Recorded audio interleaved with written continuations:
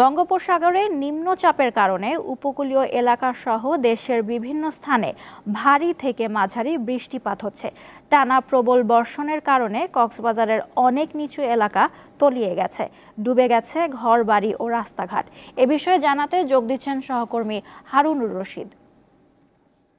হারুন, কক্সবাজারে এই মুহূর্তের আবহাওয়া কেমন দেখছেন এবং জলাবদ্ধতার অবস্থা সম্পর্কে আমাদের জানান।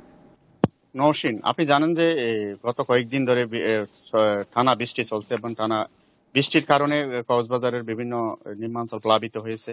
এর মধ্যে কক্সবাজারের পেকুয়া, চকরিয়া, উখিয়া, টেকনাফ বিভিন্ন নিম্নাঞ্চলে জলাবদ্ধতা সৃষ্টি হয়েছে। এর মধ্যে বিশেষ করে কক্সবাজার সদরের সমিতিপাড়া এলাকায় জলাবদ্ধতার কারণে অনেক পরিবার এখানে আশ্রয় কেন্দ্রে যেতে বাধ্য হয়েছে এবং তাদের ঘর বাড়িতে এখনো পানি নামে নাই।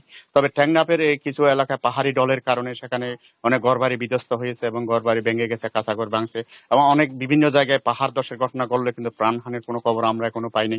তবে এই অবস্থা কক্সবাজারের সকাল থেকে থেমে থেমে বৃষ্টি হচ্ছে, তবে টানা বৃষ্টি নেই, তবে টেনে টেনে একটু ভারী বর্ষণ হচ্ছে। কিছুক্ষণ পর পর এই বর্ষণ অব্যাহত আছে। তবে গতকালের মতো বৃষ্টি আজকে খুব বৃষ্টিপাতের পরিমাণ একটু কমে আসছে বলে ধারণা করা হচ্ছে। তবে এখানে আমরা যেটা জানতে পেরেছি, কক্সবাজার গতকাল এই জোরো হাওয়ার কবলে পরে 6টা ট্রলার ডুবে গিয়েছিল। সেখান থেকে জেলেরা উদ্ধার হলেও চার থেকে 6জন জেলে এখনো নিখোঁজ আছে এবং 2জন জেলের লাশ উদ্ধার করা হয়েছে। এই অবস্থায় কক্সবাজারের উঠানের ঢলের পানিতে একজন শিশু উঠানে ঘর থেকে বের হয়ে উঠানে যাওয়ার ঢলে ভেসে যায় এবং সেখানে একটা শিশু মৃত্যু হয়েছে। এই ছিল আসলে কক্সবাজারের সার্বিক পরিস্থিতি। নওশীন।